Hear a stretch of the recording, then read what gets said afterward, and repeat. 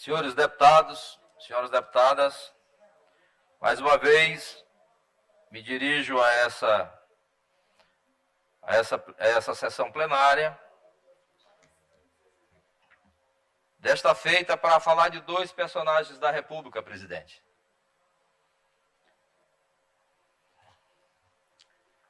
O primeiro personagem nos surpreendeu hoje. E talvez exatamente porque no dia de ontem começa a fazer água a sua popularidade fruto do populismo permanente. Eu trato naturalmente dessa figura indigesta chamada Jair Messias Bolsonaro, que infelizmente governa o nosso país. Eu sou daqueles que acreditam que se a democracia eventualmente traz um problema, como trouxe em 2018, ela também resolve o problema. Para maus governantes, não resta outra coisa do que a aposentadoria. E no caso do cidadão Jair Messias Bolsonaro, que seja muito bem aposentado. Porque ele faz muito mal a um país que não tem nada a ver com ele e nem com seus adeptos. Ontem, nós assistimos o fracasso da sua motocada. E hoje, talvez pelo fracasso de ontem, que simbolicamente representa a sua derrocada, no fracasso da motocada, hoje, ele nos brindou com uma pataquada. A bizarrice dos tanques em Brasília, que mesmo na ditadura militar, só iam para a rua para bater em trabalhador e em estudante, ou nos desfiles de 7 de setembro,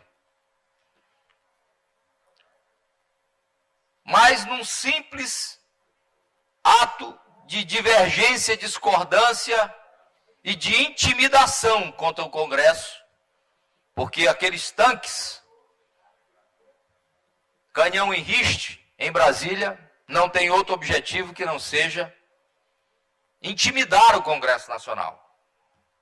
Porque hoje todo mundo sabe que está sendo colocado em votação, apesar de ter sido negado nas comissões pelo presidente Arthur Lira, o tal do voto impresso, que o Bolsonaro tanto deseja.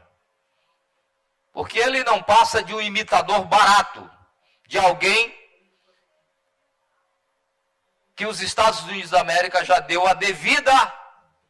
o devido destino, que é a aposentadoria e tudo aquilo que representou do Donald Trump para a lata do lixo da história americana, que é para onde nós desejamos que todo esse período de desatino, de desgoverno, deputado Wellington, você falava em desgoverno agora há pouco. O desgoverno da inépcia, da incompetência, da incoerência, do absurdo. Ele não está no Maranhão, deputado Wellington, me perdoe. Ele está, infelizmente, no mais alto poder da República.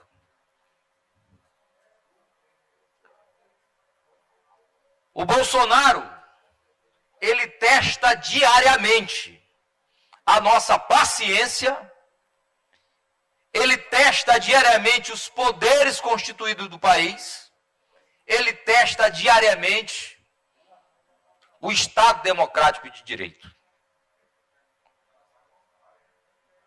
O legado desse governo,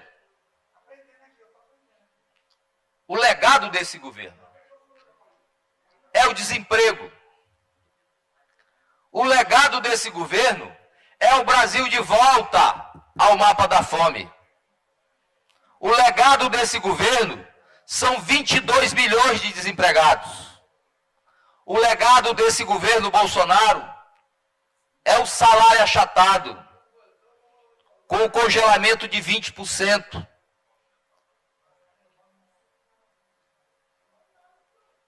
Que permite o aumento de salário do serviço público e dos gastos públicos. O legado desse governo é a tentativa de fazer uso de maneira criminosa, de maneira irresponsável, de maneira absurda, do uso da vacina por um propinoduto,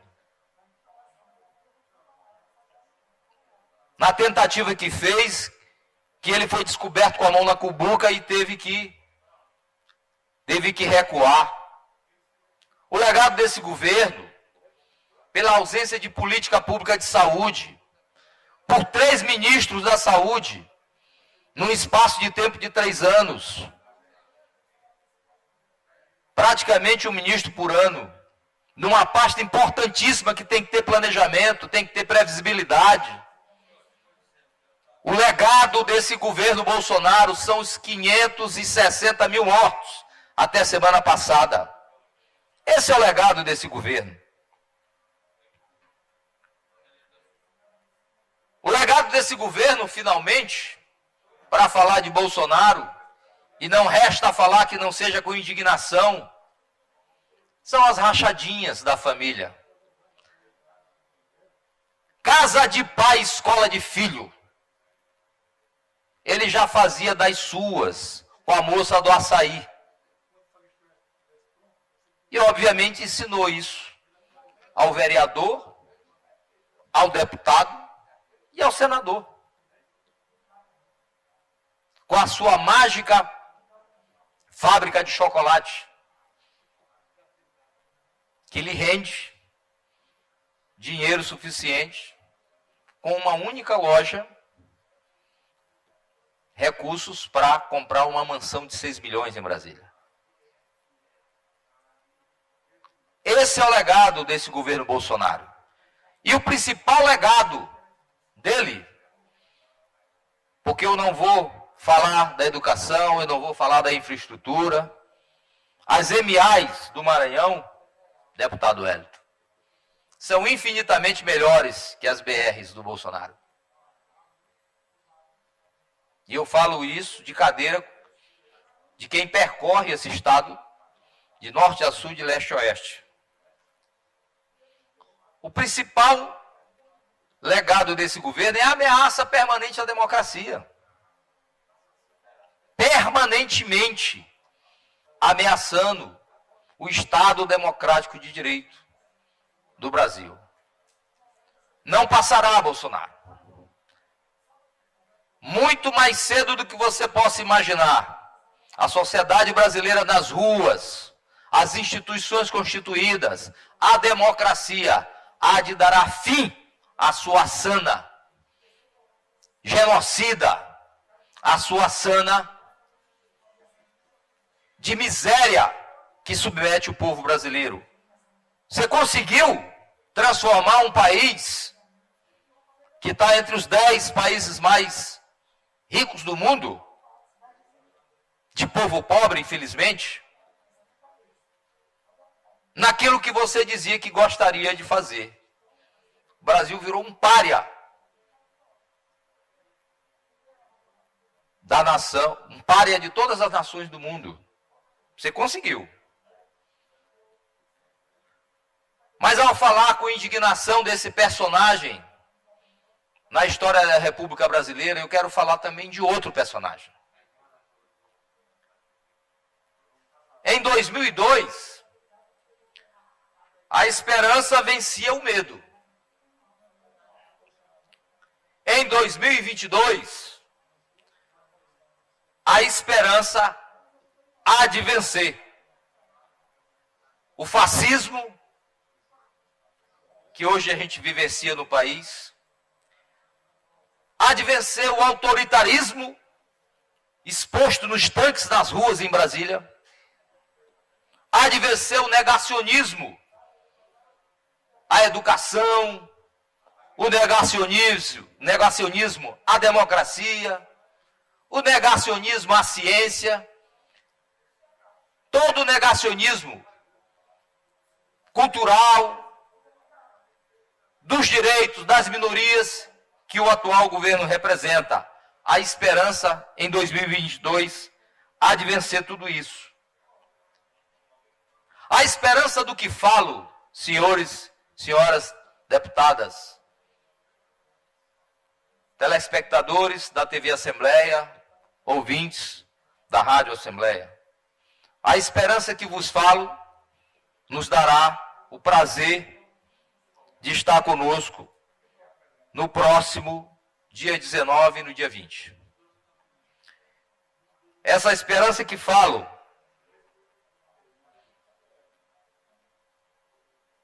é o presidente Luiz Inácio Lula da Silva. Lula estará entre nós na próxima semana. Iniciará a sua viagem ao Nordeste, pelo seu estado natal, Pernambuco. Em seguida virá para o Piauí, deputada Socorro, sua vizinha Timon, Teresina, nos dias 17 e 18, e na sequência estará entre nós nos dias 19 e 20, onde será recebido pelo governador Flávio Dino, onde será recebido pelo povo do Maranhão, onde será recebido pelo Partido dos Trabalhadores, onde será recebido pelos movimentos sociais, onde será recebido pela academia, onde será recebido por todas as pessoas que querem o bem do Brasil. A esperança que venceu o medo em 2002, haverá de vencer o arbítrio em 2022. E o Lula traz na bagagem não só a esperança, presidente Paulo Neto. O Lula traz na bagagem, principalmente, a sua história de melhor presidente da história da República Brasileira. O Lula traz na bagagem o comprometimento com a democracia. O Lula traz na bagagem tudo aquilo que foi capaz de fazer em 8 anos de governo. Tudo o que o Partido dos Trabalhadores e o presidente Lula, a maior expressão viva política do Brasil, uma das maiores referências do mundo, da esquerda, uma das maiores expressões mundiais, dos valores democráticos. O nível de Luiz Inácio Lula da Silva é o nível de Nelson Mandela, o nível de Martin Luther King, o nível das grandes expressões mundiais, comprometidas com tudo aquilo que é belo, com tudo aquilo que é humano, com tudo aquilo que é socialmente justo, com tudo aquilo que é correto. Senhor presidente. Depois de passar todo o calvário que passou, preso, para impedir que ele voltasse a governar o país, para impedir que ele voltasse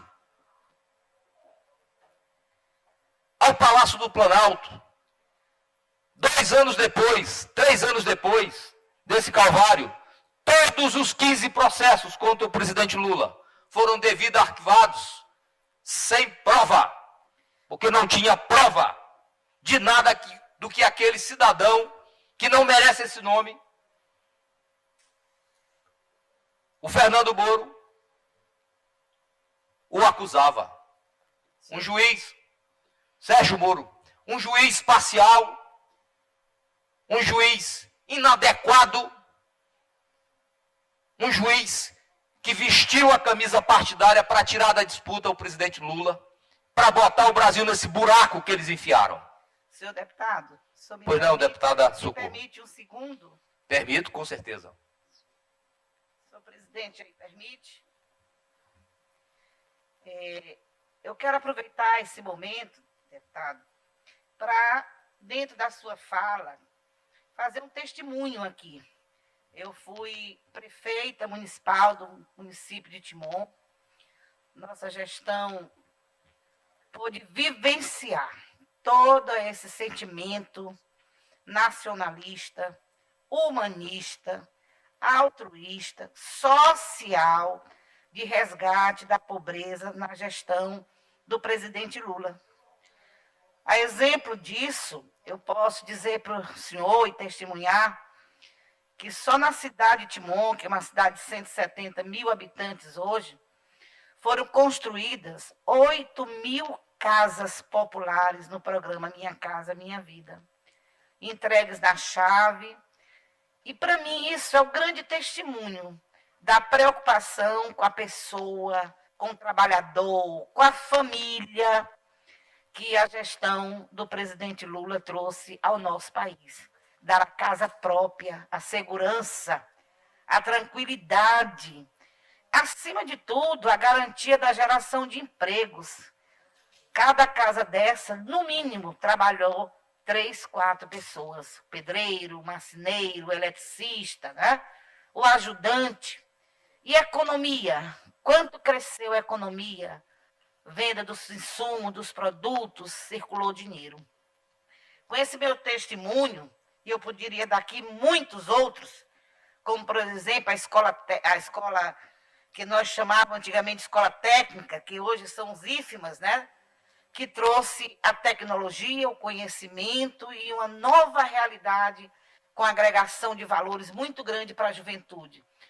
E no meu município são as duas pontas que eu coloco aqui na sua fala para dar sustentabilidade ao que o senhor defende agora, de que no governo Lula foi um governo realmente que teve como parâmetros principal o homem e a democracia.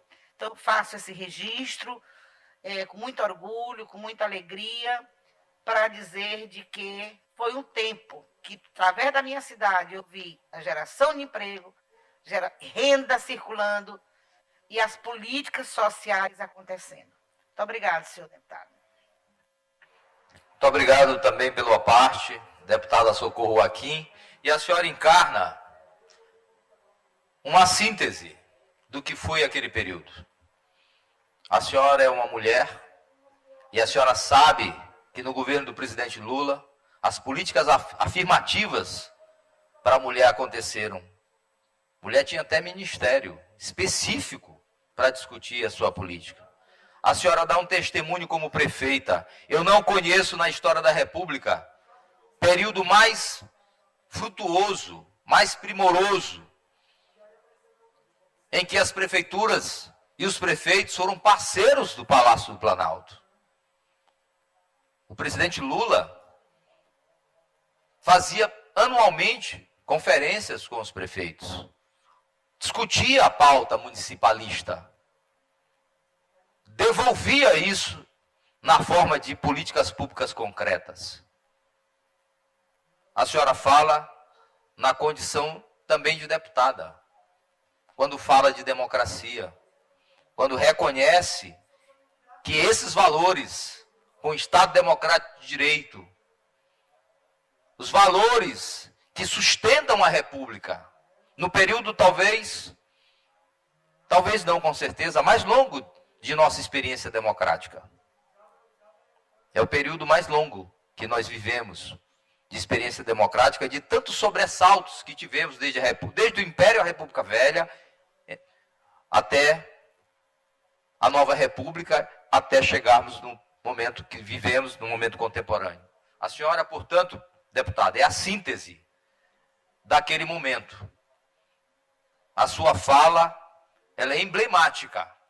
É o testemunho de quem viveu a história, de quem foi parceira da história, de um presidente que se ocupava de todas as coisas que um presidente tem que se ocupar.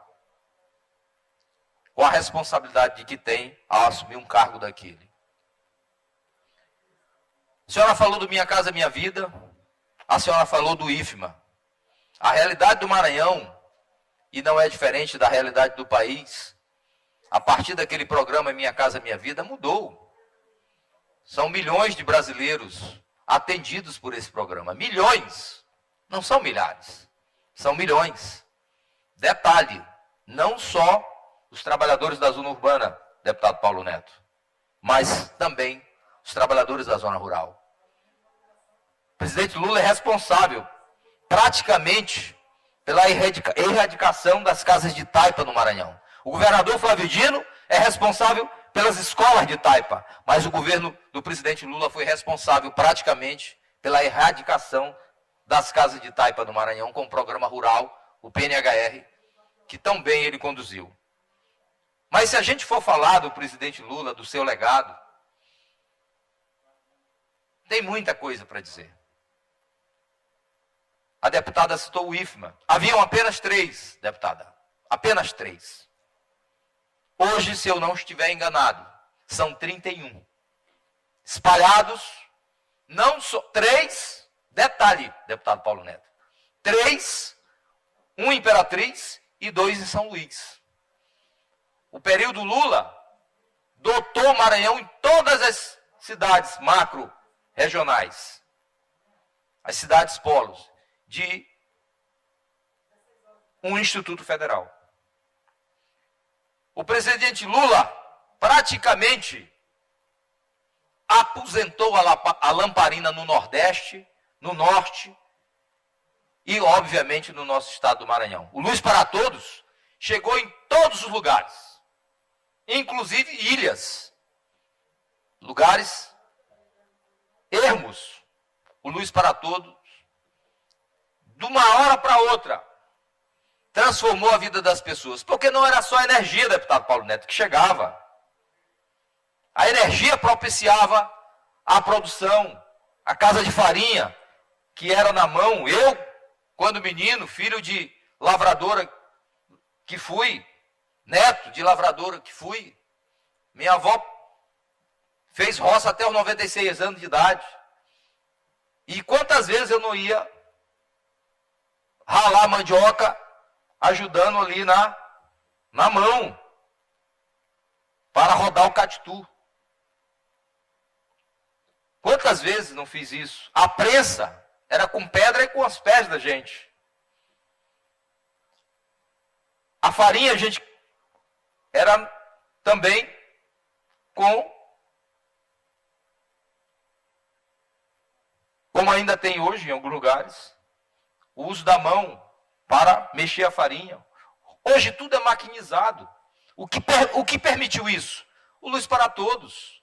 O Luz para Todos colocou de uma hora para outra água gelada na casa do mais humilde trabalhador. Um bico de luz, ou mais de um. O ferro elétrico, aposentando o carvão. O carvão virou instrumento para churrasco, na era Lula. Porque na era Lula, trabalhador comia carne, bebia cerveja, fazia churrasco. O Luz para Todos, portanto, trouxe também a informação. A mesma informação que o complô judiciário, midiático, do capital, dos interesses da elite, dos interesses internacionais, apiou a Dilma do poder com uma alegação de pedalada fiscal, para que 3 anos depois ela também seja inocentada pelos tribunais, que ela nunca cometeu pedalada nenhuma. O Bolsonaro já cometeu o último levantamento de crime de responsabilidade feito. São 37 e nada acontece. Porque ao contrário da Dilma, que não comprou o Centrão, ele comprou. Quando a gente fala de Lula, a gente fala do Bolsa Família. Que, de novo, esse presidente desastrado, como não tem nada para oferecer, nada para apresentar, muda o nome. Quer mudar o nome, Renda Brasil, para dar uma chancela para o ano que vem ele dizer que é dele. o filho, ele é um pai impostor. Ele agora quer a paternidade da criação de um programa que foi um programa redentor para o país. Ele quer agora também ter a paternidade de um filho que não é dele, que é o Bolsa Família. Falar do presidente Lula, falar do ProUni, que dobrou o número de estudantes nas universidades, que permitiu que negros, pobres, pudessem sentar lado a lado em escolas públicas, que são as melhores, as universidades públicas desse país, do lado de filho de rico, porque a Universidade Federal, as universidades estaduais, era monopólio de rico. E o ProUni, o FIES, colocou os alunos da classe trabalhadora lado a lado dos ricos. Botou esses alunos para fazer intercâmbios internacionais, com Ciência Sem Fronteira, qualificando a nossa mão de obra nacional. O presidente Lula, quando se fala do presidente Lula, tem que falar no pré-sal. O pré-sal que eles desmontaram parte da Petrobras para entregar para o capital internacional. O golpe foi dado, foi para isso. Para entregar o Brasil, o patrimônio do Brasil, como fizeram com os Correios agora. Como querem fazer com a Eletrobras, que é fruto, inclusive, de um pedido de audiência pública nessa casa, por esse deputado, para fazer esse debate. Nós temos que nacionalizar esse debate. O problema dos Correios, o problema da Eletrobras, que vai estourar na conta de luz dos trabalhadores, ele é um problema da Assembleia Legislativa também. E nós temos que fazer isso. Nós temos que fazer esse debate. Quando nós falamos do presidente Lula, nós falamos de um país de cabeça erguida, que pagou a dívida externa. Os governos brasileiros não governavam. Vinha um técnico lá do FMI dizer como é que tinha que ser. O governo Lula acabou com essa molecagem. Pagou a dívida deles e os tirou daqui. Vão cantar em outra freguesia. O governo do presidente Lula é o governo do salário mínimo digno. Diziam, o Brasil não pode pagar $100, porque senão quebra. O Lula provou que pode. Que pode. E o país cresceu. O governo do presidente Lula é o governo dos BRICS. É o governo que reuniu Brasil, Rússia, Índia e China e África do Sul para discutir o desenvolvimento no mundo dos países em desenvolvimento, dos países que não estão no G7. O governo do presidente Lula é o governo que inspirou o G20, de maneira tal que esses países pudessem sentar no banco com os grandes países do mundo. É por isso que esse governo foi apiado do poder, porque ele estabeleceu um mínimo de condição para que essa nação, que quando nós assumimos o governo, era a 13ª nação do mundo, e nós deixamos o governo, essa nação era a nação da 6ª maior economia do mundo. E dizem que nós quebramos o Brasil. Como? Isso é uma mentira indigna. Nós recebemos esse país com 28 bilhões em caixa, deputado Paulo Neto. E nós entregamos para o Bolsonaro com 372. A Petrobras era a 6ª maior petrolífera do mundo e nós entregamos como 3ª. Portanto, o nosso legado, além de ser um legado econômico respeitável, é um legado que essa economia tinha uma razão de ser. Ela andava na direção do povo. Ela andava na direção do povo na educação, ela andava na direção do povo na saúde. É só ver o que nós fomos capazes de fazer com os médicos, com as UPAs, e bastou 5 anos desses governos liberais, para que todo esse legado fosse colocado em xeque e o país hoje viva da forma que vive.